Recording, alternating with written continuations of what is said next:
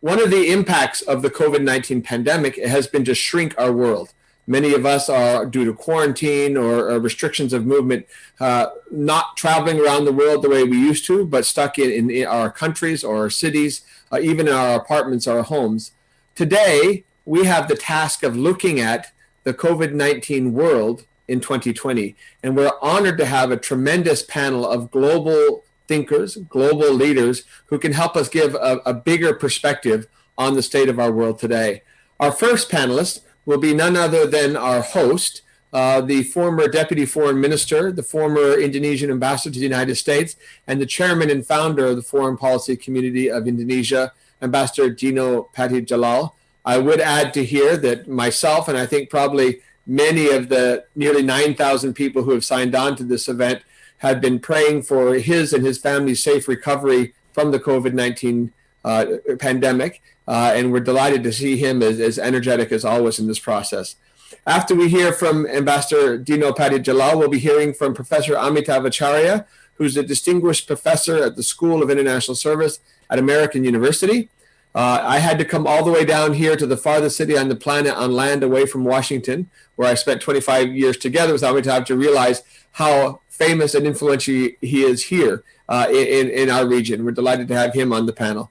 We will then be joined by Ambassador Chan Heng Chi, who was for almost 17 years the Dean of the Diplomatic Corps in Washington, D.C., serving as Singapore's ambassador to the United States.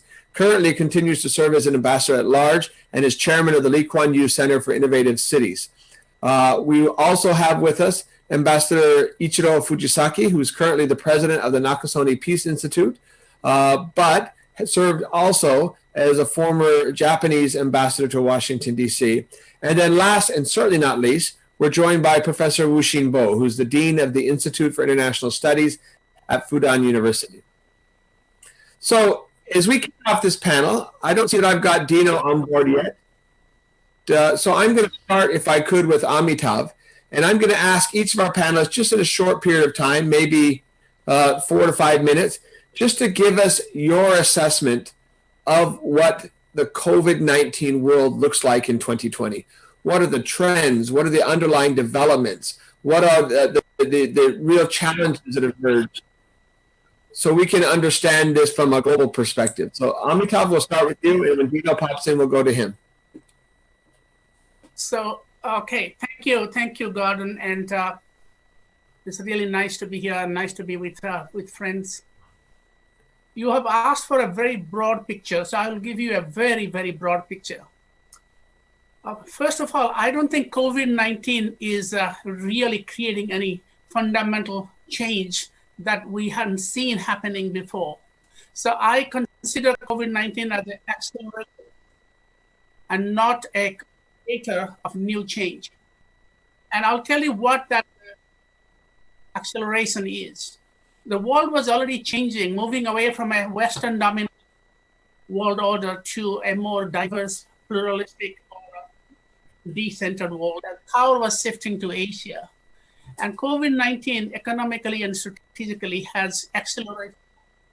And I will tell you partly because that thanks to learning from SARS 2003, and also because of very pragmatic policies, East Asia is going to come out of this much better than the West. In terms of economic growth, IMF projections are that East Asia's growth or minus growth this year will be lower in 2020 than the world average. It's like 2.2 for the region. Next year will be in fact even better, plus 5.9 as opposed to global 7%. This is the IMF October 2020 report. So that's one thing that we knew already happening, but it's going to be accelerated. Another thing is that I think we should remember that it's not about US and China. We think of world order as either America or China, and cooperation. I think when I talk about a decentered pluralistic world, I also look at other powers, other players. And if you look at the COVID-19 response, you'll see that neither US nor China have done the world a big favor. I'm sorry that to be controversial, in handling the COVID crisis, is partly because of their mutual competition. In fact, the United States and the Soviet Union during the Cold War had more cooperation against such things like pandemics or some global issues than US and China in the last year or so. And also, both of them have, China initially, later on, of course, did very well in containing the pandemic, but initial handling of pandemic and then externally subsequent strategic actions in the Indo-Pacific region has not endured. And I'm not inventing this. You look at opinion polls in Southeast Asia, opinion polls globally, that China has actually lost a lot of soft power during this COVID pandemic, and we'll see unless things change, it will continue.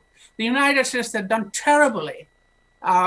It was already doing terribly with Trump, but with the pandemic and all these election issues that we are playing out right now, the United States also lost a lot of soft power. So I think the world will have to look for other types of leaders and not just US and China. And this is why I say it's not going to be a sort of great power center, superpower center world, but more diverse and pluralistic world. There could be search for a third way.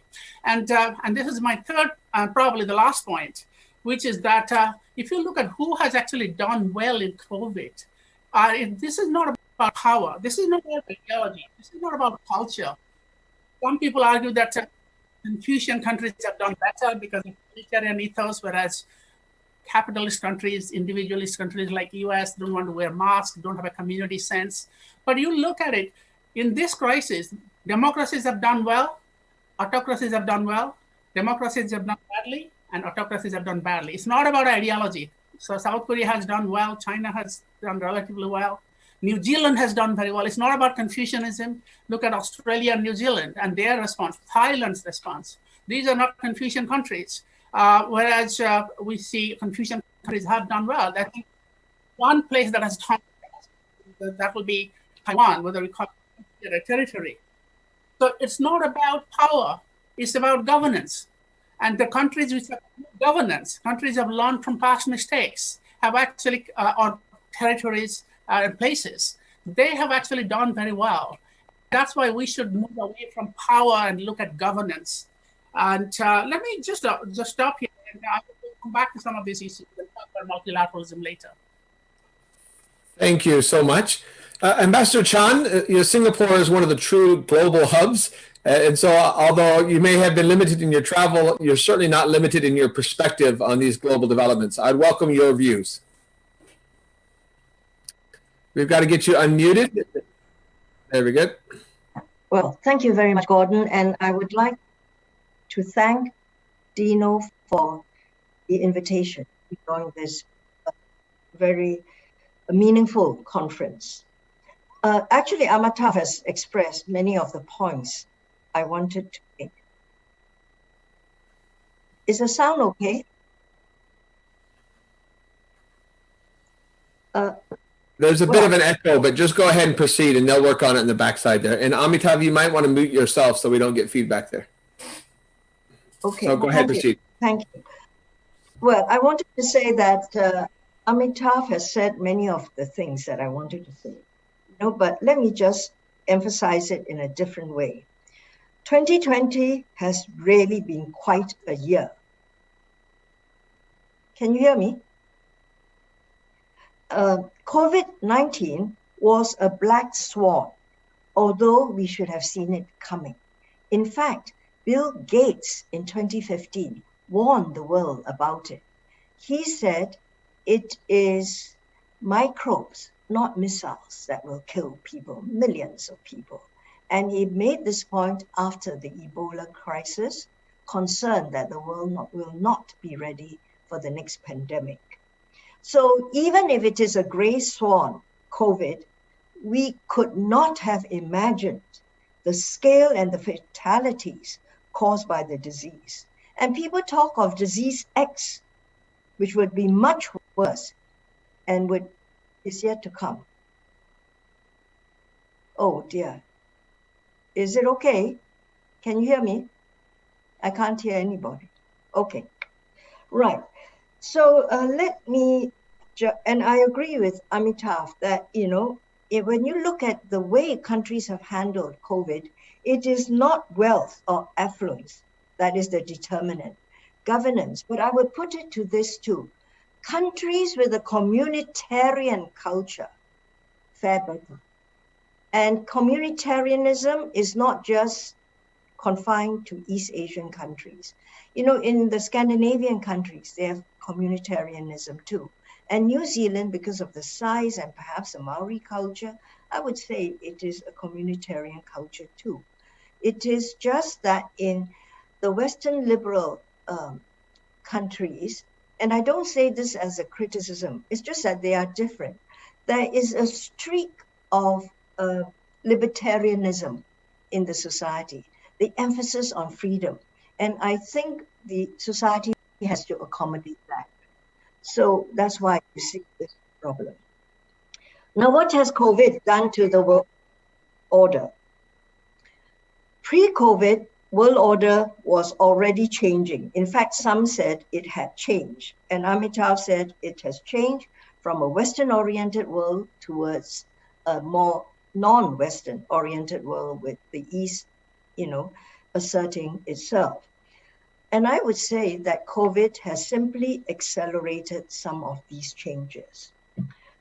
There are 4 points I want to observe, and comment on. One is that the US-China rivalry and tensions over the last 4 years, it was building up, but in the last 4 years, and especially in the last 2 years, have gone sharply downhill, and polarization has taken place completely.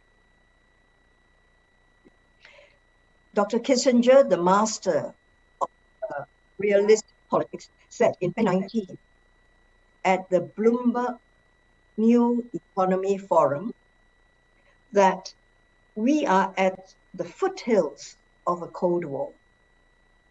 A few days ago, he said at the Bloomberg New Economy Forum 2020, he said, we are up the mountain path. And he spoke with urgency that both sides, the United States and China, must find a way to step back because otherwise the consequences are enormous. COVID has become another platform for US and China to carry out its rivalry.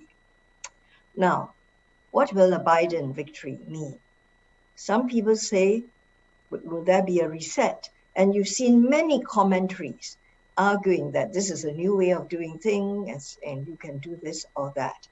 Well, I think the decibels will be lowered and there will be a little bit more predictability. But reset is really hard given the nature of the structural, nature of the rivalry and relationship. So that's my point number one. Point number two, I think United States leadership, particularly in the region, has been intermittent and in fact quite absent. We have been used in East Asia, in Asia Pacific, of American leadership. I think that leadership was intermittent, but during the pandemic, it was in fact absent. And the result is that the world and Asia has seen far more agency from middle powers and small powers, other major powers. For instance, other countries have taken leadership roles on trade. Japan led with CPTPP when the United States stepped up. Now, ASEAN, China is said to have led RCEP. And I would like just to remind everybody that actually RCEP was an ASEAN initiative. And so ASEAN worked with China, and because China is the largest economy in this grouping, naturally, there tends to be more influence and is drawn that way. In the same way that TPP was in fact initiated by P4, Singapore, New Zealand, Chile, and Brunei. And then the United States kind of took over because that was the biggest economy, all right? So the leadership is more absent, but agency is now seen in the middle powers and small powers in the region. And so, you see a lot of initiatives being started. Singapore has led in a few in establishing keeping supply chains open. Canada, in fact, has led an initiative of 13 countries to sign up to pull together scientific resources and findings. Neither China or the US is in it.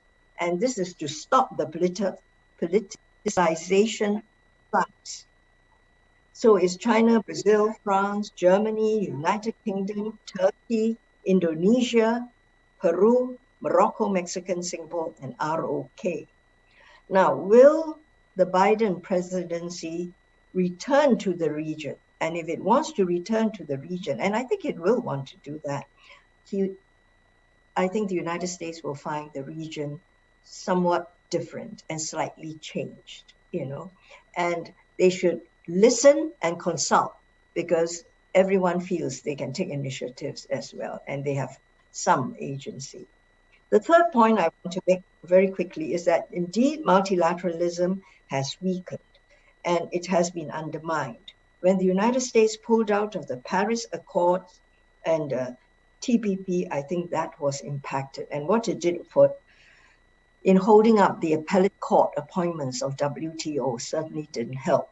And right now, we are waiting for the United States to come behind the choice of Dr. Ngozi as the new Director General of WTO. The majority of countries has voted for her.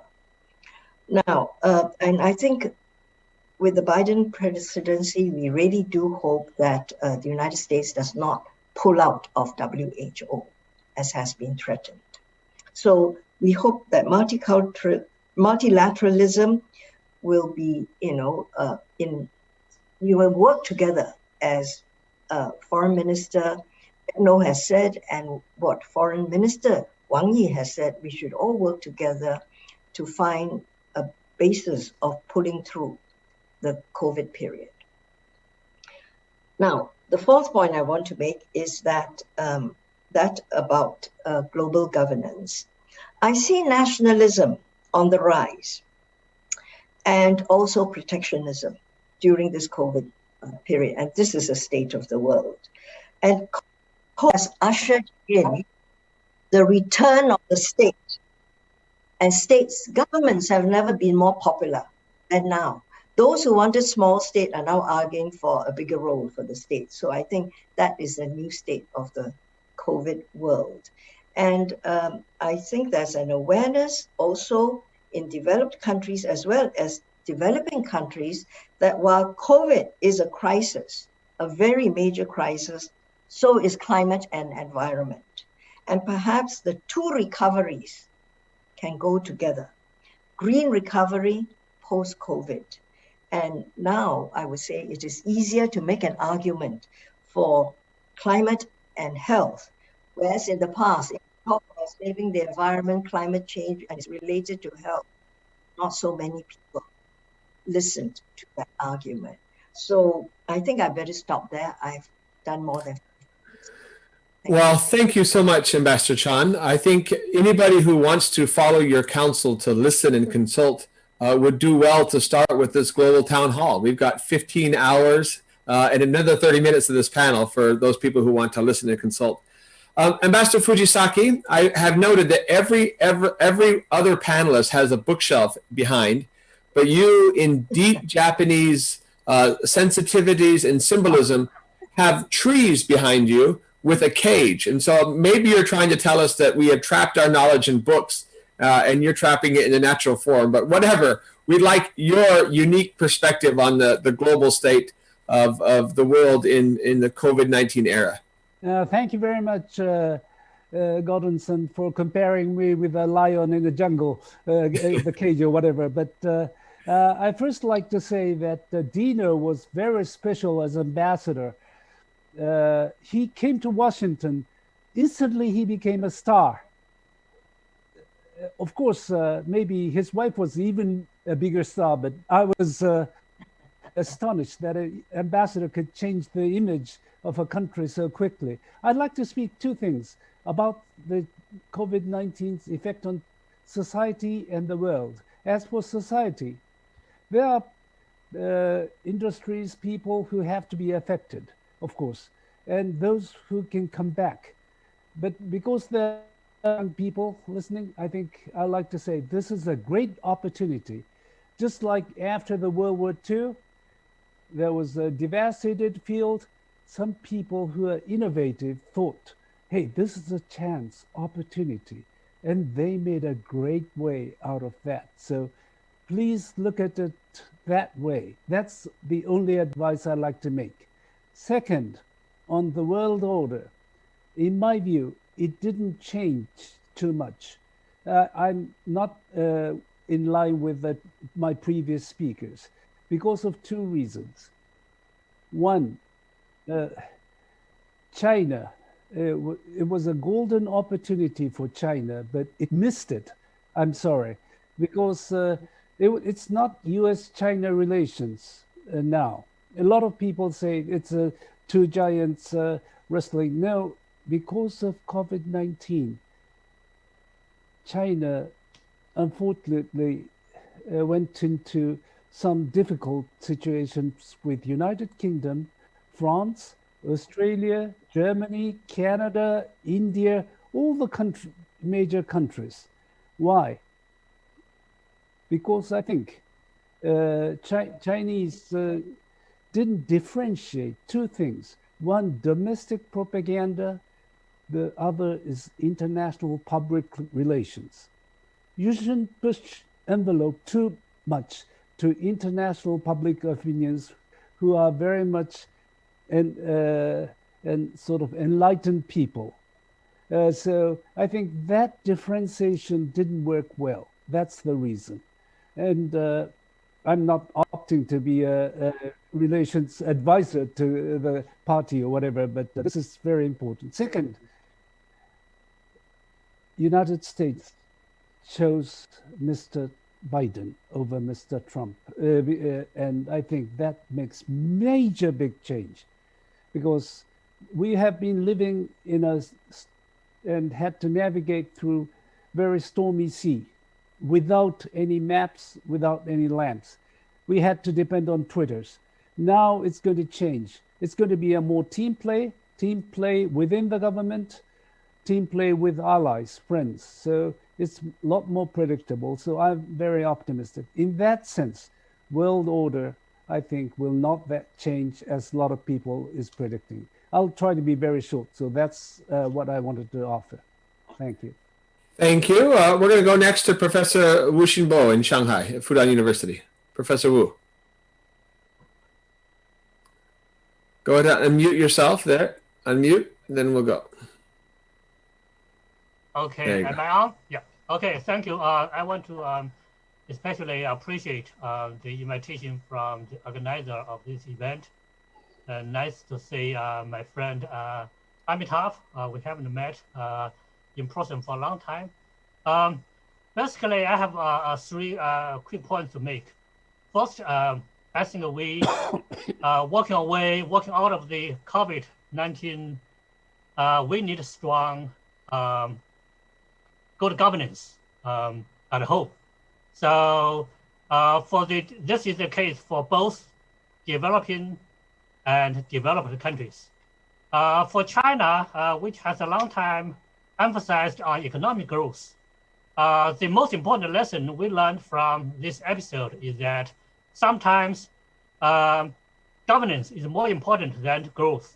For example, the risk control, crisis management, and also the better social welfare system.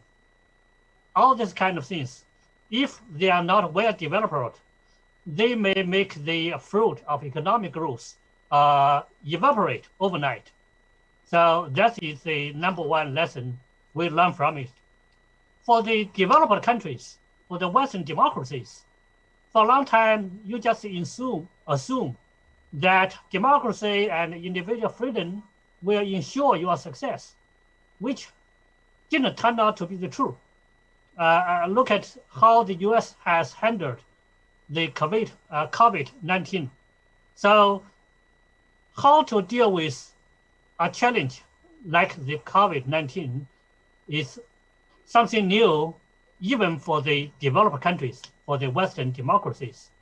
So we should put aside the traditional emphasis either on economic growth or on this complacency over individual freedom and democracy, but work in a more pragmatic way to improve domestic governance.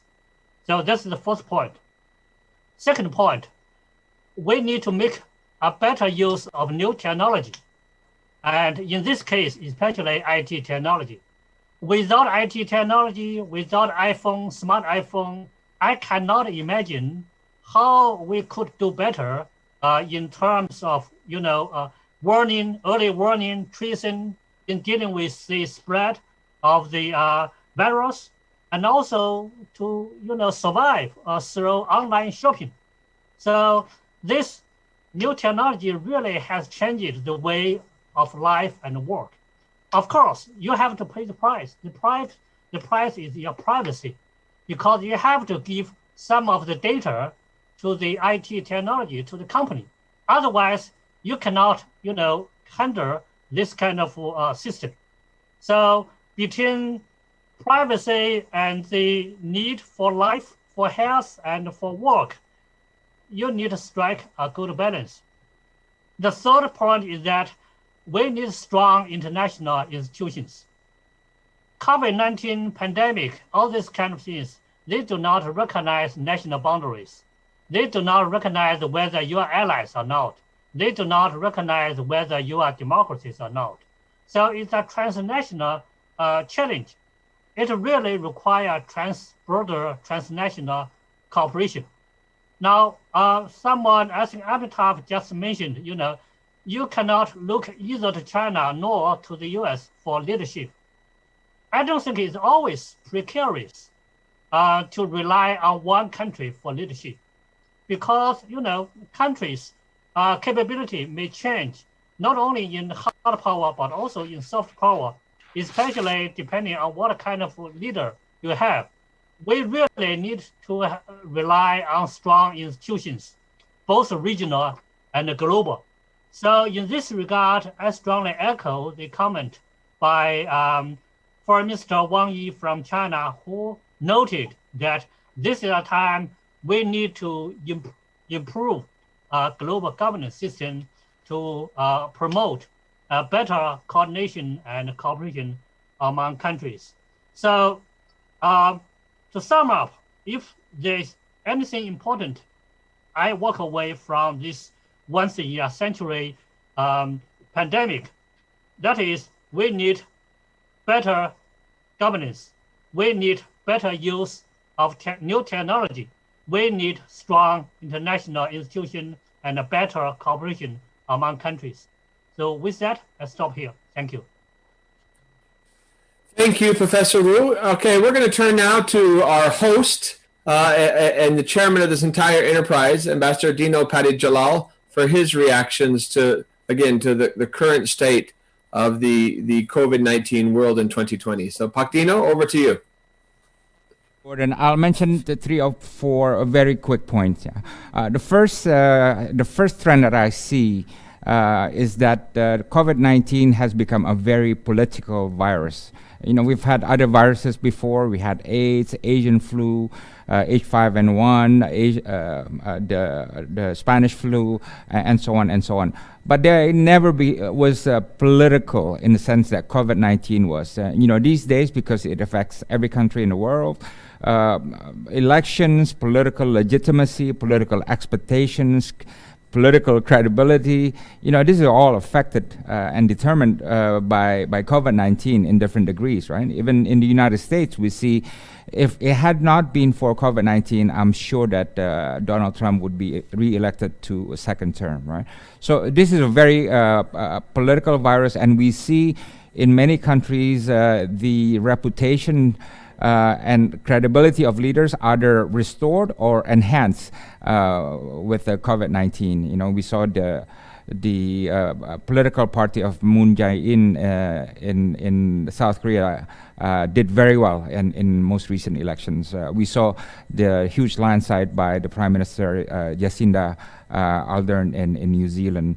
And in France, President Macron, who had suffered popularity, and then he rose up again due to his policies on COVID-19, right? So it's a very political virus, and I think this gives possibility that the leaders should have more political will to cooperate with one another in tackling this global pandemic. Unfortunately, we're not seeing an optimal result of that. The second trend that I see is that across governments now, health security is regarded as human security and as regarded as national security. You know, I say this because I bet most governments in the world do not see virus or pandemic as a real or credible threat that they should worry about. You know, I think it's probably number 8 or 9 down the line of priorities, right? And that's been the way like that. And number 1 has always been, you know, territorial disputes, terrorism, transnational crimes, geopolitical rivalries, energy, and so on. Pandemic has been pushed to the back of the line in terms of national priorities. But this is different. Now it's number 1, right? And this is causing a lot of paradigm shift in the way governments organize and determine their budget, determine their policies, and so on. So I think this is one of the key changes in 2020 compared to the previous years. The other trend that I see is that more countries are becoming inward-looking, right? I think majority of countries are like this. You know, they're locking borders, cutting engagements, cutting international travels, international commitments, and really focusing on domestic situation, which does require a lot of attention. But you know, as a result, a lot of countries around the world are really not engaged on the international scene the way they used to, right? And even countries that are known to be very outward-looking, you know, have begun to be inward-looking for most time of the year, right? And this means that, and there's another key trend, that COVID-19 has definitely disrupted the diplomatic agenda, you know, slowed down a lot of our projects. And this is why the RCEP, the RCEP has been a great achievement, because it got signed on time despite all the COVID-related difficulties. But definitely there's no doubt that digital diplomacy has ruled the waves now, but it's no substitute to the real diplomacy, which usually relies on, you know, meeting physically in person, taking your counterparts out to dinner, having, you know, close conversations, developing personal relations. You know, this is now missing in the field of diplomacy, and it's taken out the romanticism out of the wonderful world of diplomacy. So maybe I'll just stop with sorry, just one last thing. You know, we all know that leaders have to be science-based these days to be effective, right?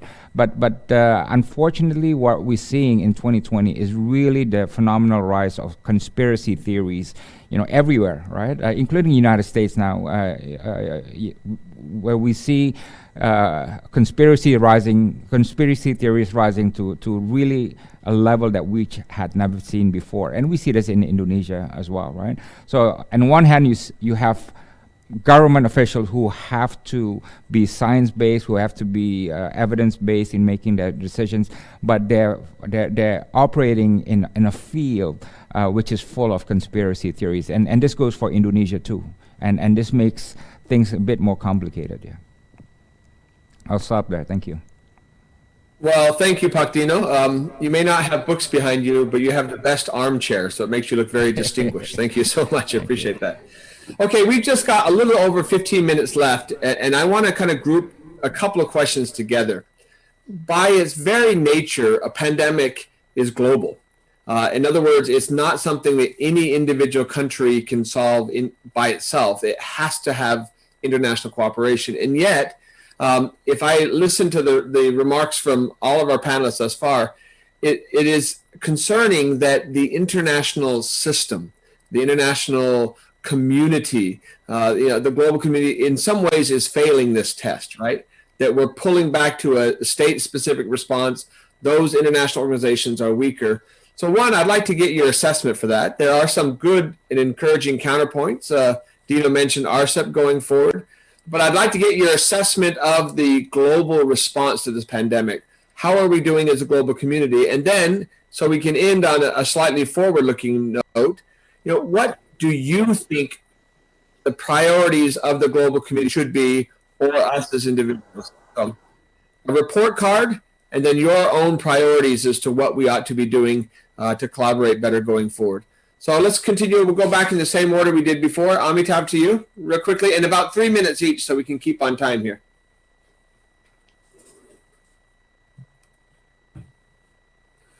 Unmute there, Amitabh. I want to talk about multilateralism and how we can rethink multilateralism. I think a lot of people think that the multilateral institutions have done very badly, really quite poorly. That includes the UN system, WHO. However, regional organizations have done a little better. The European Union actually came back quite well because it had resources. It didn't address the pandemic so well, but it certainly addressed the economic situation because it had a lot of resources. ASEAN doesn't have that much money, but ASEAN, at least now, as the Minister Retno pointed out, has this regional travel plans, regional health plans. So my big point here is that instead of focusing on reviving old multilateral institutions, we should think of building new multilateralism. And there are many ways you can do that. RCEP is one example. RCEP is not really regional or multilateral, it's plurilateral. It's kind of in between. But I also think one could think of hybridity, meaning partnership between old and new multilateral institutions, new and less political and more functional issue area specific cooperation, which is what Ambassador Chan pointed out, the Canadian initiative, not including either US and China, is about. So we need to really think about not just reviving old multilateralism, which is too politicized, but also building new institutions. The other point is that when you talk about multilateralism cooperation, pay attention to human security, because this COVID-19 pandemic is a huge threat to human security. It may not be actually a big threat to national security. It's actually a far greater threat to human security. People are dying. States are still there. States have actually increased their control. As again, Ambassador Chan pointed out, state sovereignty has gone up in value, and but people are still dying. So I think we should talk about human security. And one last question, one last point. Mr. Biden as president can certainly do something to revive American soft power, but President Biden cannot bring the world back to where it was 20 years ago. The world order had changed, and it will continue to change. I've just written an article, interviewed in Global Times of China and Asahi Globe in Japan, explaining that. But I don't think Biden can bring back the world order 20 years ago, the unipolar moment. He has to negotiate America's own space with other powers, including China. And just to give an example, a couple of days ago, the foreign ministers of Germany and France wrote an op-ed, and they basically said that Europe has more sovereignty now. When Biden comes into power, he said, Europeans are no longer asking ourselves what America can do for us. He said, we have moved on. East Asia has moved on. Thank you. Thank you very much. Ambassador Chan, to you, your reaction. Go ahead and unmute your microphone. Sorry. Oh, okay, fine. Well, you know, as I said, all regions and all countries have a greater sense of agency, and they want to do things. They come up with initiatives and get things together. I will slightly differ with Amitabh in saying that, you know, the answers are not in multilateralism, but regionalism finds answers to some of the problems. Yes, but for something like COVID, and international supply chains. The Canadian example and every other example that deals with supply chains show that countries reach outside of their regions to ensure that supply chains, trade lines are kept open. So things are happening.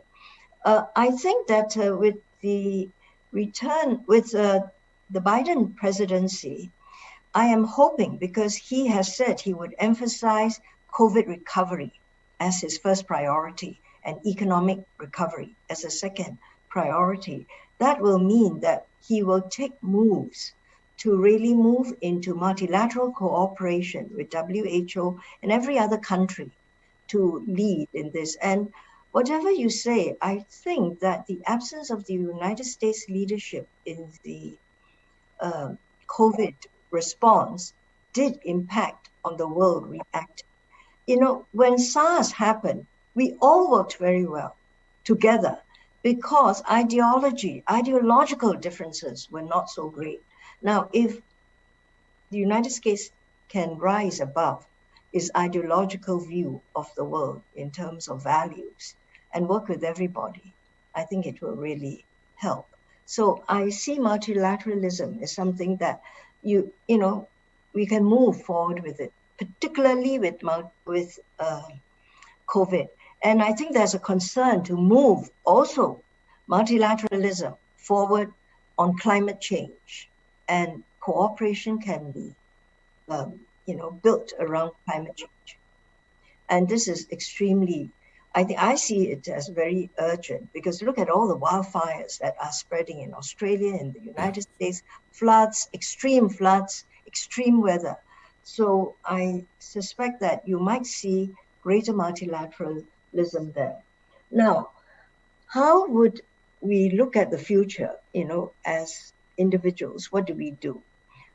Inequality is a very major issue in the world today, and is greatly emphasized and accelerated by COVID.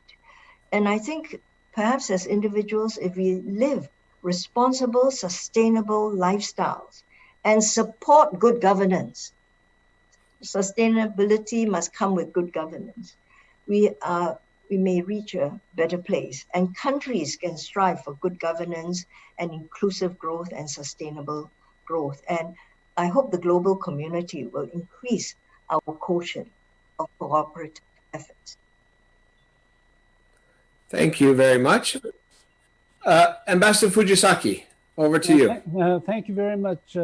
I place very much importance on multilateralism in international organizations, but one thing we have not to generalize, because this time WHO made a blunder. They made a very big mistakes under Mr. Tedros, and he was very much saved by President Trump, because everyone thought President Trump is criticizing, so maybe that's something that's not that important. And Americans didn't really stay, but they went out of WHO. That's like going to a restaurant. If you didn't like the dish, you would just taste it and go out. But what you have to do is to stay there and tell them that that's not a good food, and try to ask them to bring salt or pepper and try to fix it. So that's what we have to be doing. That's point one. I think we have to objectively review WHO. Second point is that we cannot control human greed. They'll be greedy, they'll be confronting. Always there's going to be war. Francis Fukuyama was so wrong in saying history ends. No, it doesn't. We will be fighting, we will be competing all the way.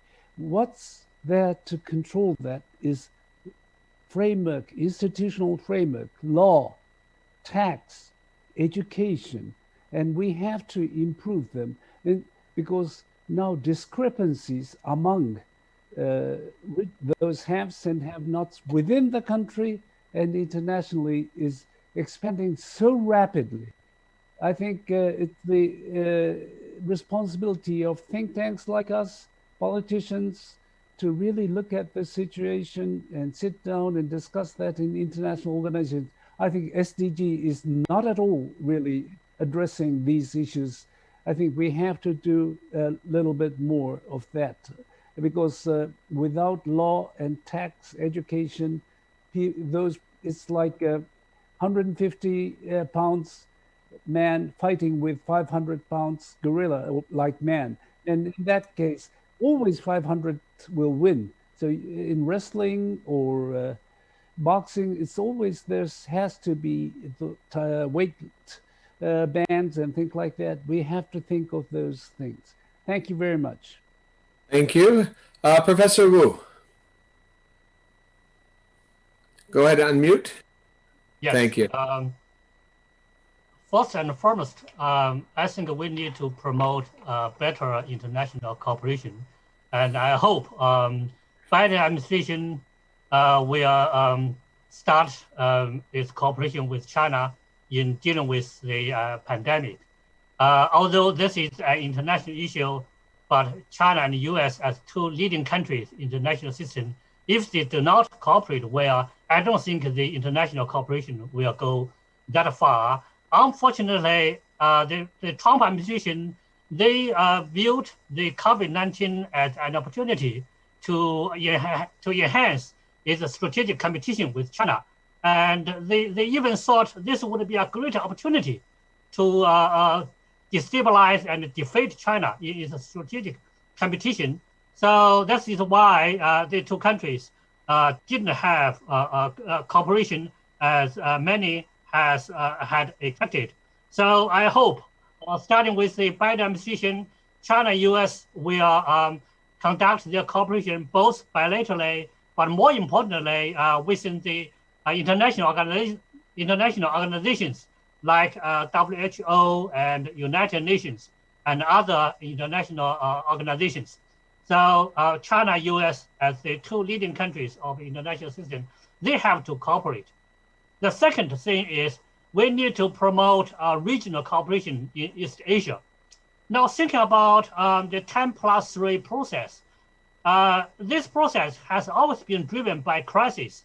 First, by the financial crisis in Southeast Asia, then the SARS episode, then avian flu, then earthquake in Japan. So all these kind of crises have driven the process of 10+3 cooperation. Now, looking forward to the future, I think it's very important that countries should cooperate with their neighbors in their sub-region and the region to develop better mechanism in dealing with this. Actually, public health has been on the agenda of 10+3 cooperation. So I hope in the next several years, the 10+3 countries will do a better job in promoting their cooperation in the area of public health. The third, but not the last thing, as a university professor, I have been thinking and writing a lot about what lessons we should take from this episode and what I should share with my students. I think conceptually, we are behind the time. This is already in the 21st century, but many people they are still living in the 19th and 20th century intellectually. We emphasize too much on our respective national interests. We like to talk about America first, or China first, or Japan first. It's still very popular. Sometimes I feel shocked by this kind of outburst of crass nationalism, populism, this kind of things. So I think really we need to develop a better sense about the community of shared destiny for the humankind. We really need to have a broader perspective about the future of the country, the region, and the world. So I think if there's anything we can learn from the crisis, that is, we are not well developed intellectually in dealing with this kind of challenges. I'll stop here. Thank you. Thank you so much. This has been a very rich panel, and it's been interesting. I appreciate Ambassador Chan frequently bringing in the questions of the environment and climate change, because these are multilateral issues that encourage us to work together. The pandemic has been interesting because we should, but it is heightened our sense of the state, as you mentioned earlier. So, all right, well, we're almost out of time, but the good news is our final panelist is our host, and so we can't be late as long as Pak Dino is on our panel. Pak Dino, do you have any final comments to wrap up this part of the panel? Yeah, well, I think we're in a different place now psychologically compared to where we were in January. In January, when the virus came up in Wuhan, China was pretty much alone, and the world wasn't really, engaged in this. But now that this has affected the whole world, I think there's a feeling that we're in this together, and there's much. I hope there'll be greater effort at cooperation on this, and I do still have hopes that U.S. and China will be able to cooperate, and I think the Biden presidency will produce some degree of geopolitical reset, and we hope to see some cooperation, for example, on climate change, which has happened in the past, on terrorism. U.S. and China has cooperated in the past. On North Korea and many issues, U.S.-China can find some degree of strategic accommodation, and so I have high hopes that this is something that will happen under the Biden presidency. And I think if they do come to the region and they listen to us, they will hear that many of us do not feel comfortable with this rivalry, and it's not the right time. We have much more important things to do, saving our public, avoiding the economic recession, and building the architecture. So I hope they listen to the voices from the region here.